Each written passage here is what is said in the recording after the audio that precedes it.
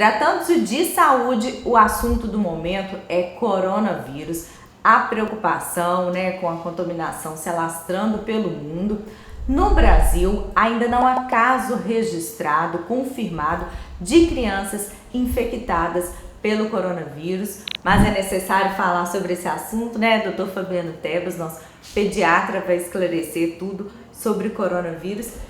O que muito se fala, doutor, é sobre essa questão da letalidade do coronavírus.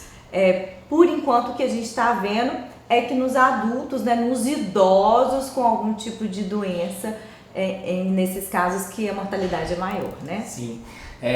Primeiramente, obrigado, mais uma vez aqui, esse bate-papo acho que é importante para a gente esclarecer algumas dúvidas e orientar a população, Apesar que até o momento os casos que aconteceram no mundo, não preocupam em relação à criança. A gente sabe que a contaminação de adultos e principalmente de idosos é muito mais preocupante. Parece que os sintomas em crianças eles são mais brandos e acometem menos crianças, mas a gente não sabe até que ponto isso vai ser diferente aqui no Brasil, O vírus, como o clima é diferente, ele pode se comportar de forma diferente, tanto em termos de transmissão quanto em termos de qual faixa etária que ele contamina, Então, assim, o fato é que a prevenção tem que ser feita independente da idade, Porque a criança não vai pegar. A gente sabe que o risco ele acontece em criança também, e a gente não sabe se aqui vai ser diferente. Até porque o modo de transmissão do coronavírus ele é muito parecido com o modo de transmissão do influenza, que é um vírus que mata, E inclusive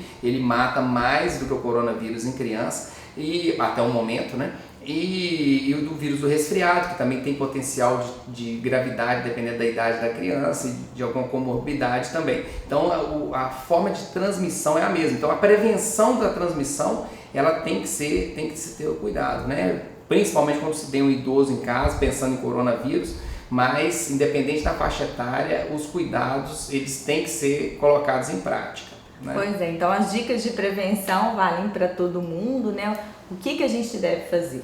Pois é, o principal, inclusive o governo vai lançar hoje uma campanha orientando em relação à prevenção através de contato. A gente sabe que o contato pessoa a pessoa é uma forma de transmissão do coronavírus, porque ele se transmite por secreções, Quando a gente conversa, se você conversar perto de um espelho ou de um vidro, você vai perceber que vai gotículas de saliva. É a mesma coisa, se você conversa com uma pessoa de perto, muito próximo, você tem risco dessa gotícula aí na pessoa. E se a pessoa estiver contaminada com coronavírus ou qualquer outro vírus respiratório, aumenta o risco dessa contaminação. E o contato é indireto. Então, o contato pode ser direto através de conversar muito próximo, ou o beijo, a pessoa tem um hábito do brasileiro de cumprimentar dando 3 beijinhos, e pode ser indireto, se a pessoa passa a mão no nariz, quando a pessoa está com o coronavírus ou qualquer vírus respiratório, nós vamos falar dos sintomas, mas um dos sintomas é o nariz escorrendo, nariz coçando, então a pessoa às vezes manipula o nariz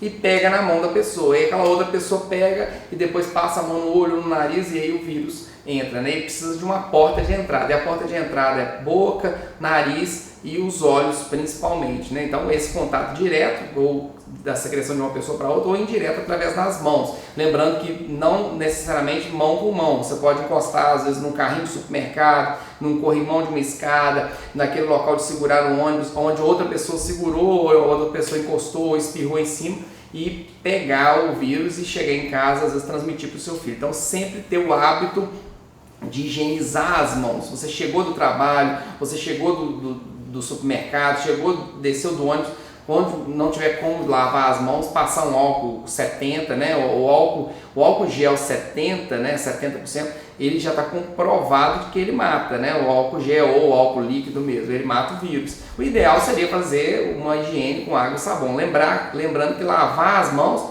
não é molhar as mãos, tem muita gente que simplesmente molha a mão e acha que está resolvendo. É lavar mesmo, e a higiene das mãos ela demanda pelo menos 20 segundos, 20 a 30 segundos, esfregando palma com palma, Primeiro molha as mãos, passa o sabão, palma com palma, esfregar o dorso das mãos, esfregar os dedos, importante as unhas curtas, de preferência quando você for lavar a mão, não estar com aliança, anel, relógio, porque por mais que você lave a mão, se você está usando uma aliança, o vírus ou a bactéria está ali debaixo. Então, o ideal é você higienizar as mãos mesmo, tirar essas coisas. É bom até evitar a pessoa não ter hábito de unha grande, porque a unha grande você não consegue higienizar bem de baixo, né? E se a pessoa apresentar algum sintoma respiratório, tosse, febre, nariz escorrendo, espirro, o ideal é usar máscara para ter contato com o filho ou com outras pessoas, né? Você não precisa ficar de máscara o tempo todo, mas para ter contato com outras pessoas, se você é uma professora, por exemplo, se você é um médico que vai atender alguém, ou você trabalha num local onde tem outras crianças, outras pessoas, se você tiver algum sintoma, tem que usar máscara, né? Ou não ir trabalhar, se for o caso, né? Então, o senhor falou sobre os sintomas, né? Quais são os sintomas do coronavírus, assim? Dá para diferenciar em relação a uma gripe comum? Não, os sintomas do coronavírus são muito parecidos com de uma gripe, de um resfriado, né? Nariz escorrendo, febre, dor no corpo, dor de garganta, são sintomas muito parecidos, né? Assim como acontece também no influenza, assim como acontece também no vírus de resfriado, né? A questão são as complicações, a gente tem que ficar de olho, principalmente na criança, são o que a gente chama de sinais de alerta, o que a gente tem que observar e, se acontecer, levar no médico. Uma febre que está persistindo por mais de 2, 3 dias, ou uma criança que está muito prostrada, a criança só quer ficar dormindo, só quer ficar no colo, ou a criança que está piorando os sintomas. O ideal é o quê? Passou aqueles primeiros 2, 3 dias, é que a pessoa comece a apresentar uma melhora, uma diminuição da tosse, a febre já vai cedendo, a criança já começa a ficar mais ativinha, alimentando melhor. Passou o 3º dia da doença, os sintomas estão piorando, ou até antes disso, se a criança estiver prostrada, piorando muito a tosse, ou cansada, né, que a respiração acelerada, é sinal de que tem que buscar atendimento médico. Ou outros sinais também, vômito persistente, ou uma criança que está realmente querendo só ficar dormindo, né? Ou a criança, o comum é a criança estar brincando, né? Às vezes a gente vê a criança até gripadinha, brincando, correndo. Se a criança está prostradinha, querendo só dormir, tem que ficar de olho, pode ser um sinal de alerta, né? Porque o grande perigo são as complicações, a pessoa pode ter uma pneumonia, pode ter uma infecção porque a imunidade está mais baixa. E o próprio vírus ele pode inflamar o pulmão, causando um processo de dificuldade respiratória, né? Mas são raros os casos em crianças e quando eles acontecem, eles não, até o momento não têm se apresentado com tantas complicações igual no idoso, mas é bom a gente ficar de olho.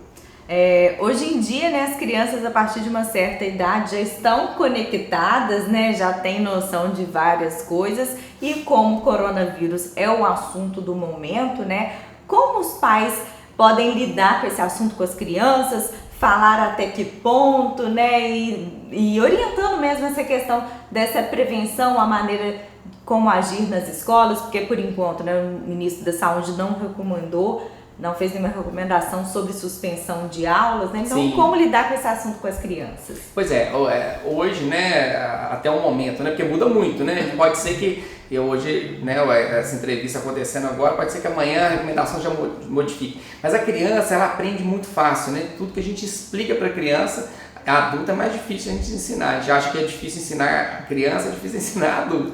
Mas criança, se você explica, filho, se você encostou em algum coleguinha na hora do recreio ou brincando, depois vai e lava as mãos, tem o hábito de lavar a mão antes da refeição, porque a criança acaba que pega a comida com a mão também, né?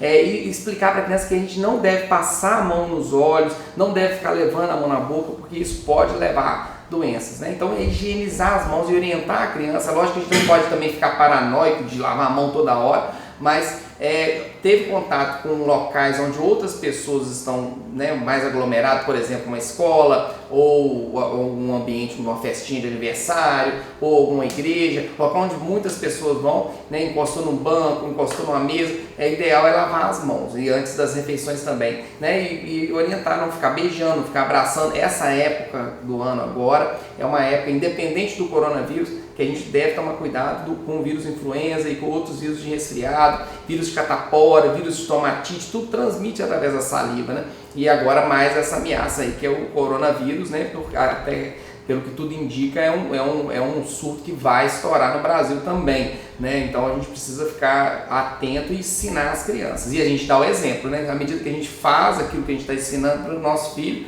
ele começa a fazer também, né? Higienizar as mãos e cumprimentar com um sorriso, né? A gente pode cumprimentar com um sorriso. Ter o hábito de cumprimentar sem ficar pegando muito na mão das pessoas. E se aconteceu esse contato, né? Muitas pessoas erradamente têm essa mania de chegar, às vezes o bebezinho recém-nascido, a pessoa chega lá, pega na mão do neném. Isso é um hábito péssimo, né? Independente de coronavírus, o que seja, tem outros vírus que estão circulando por aí. Então, lavar as mãos após esse contato.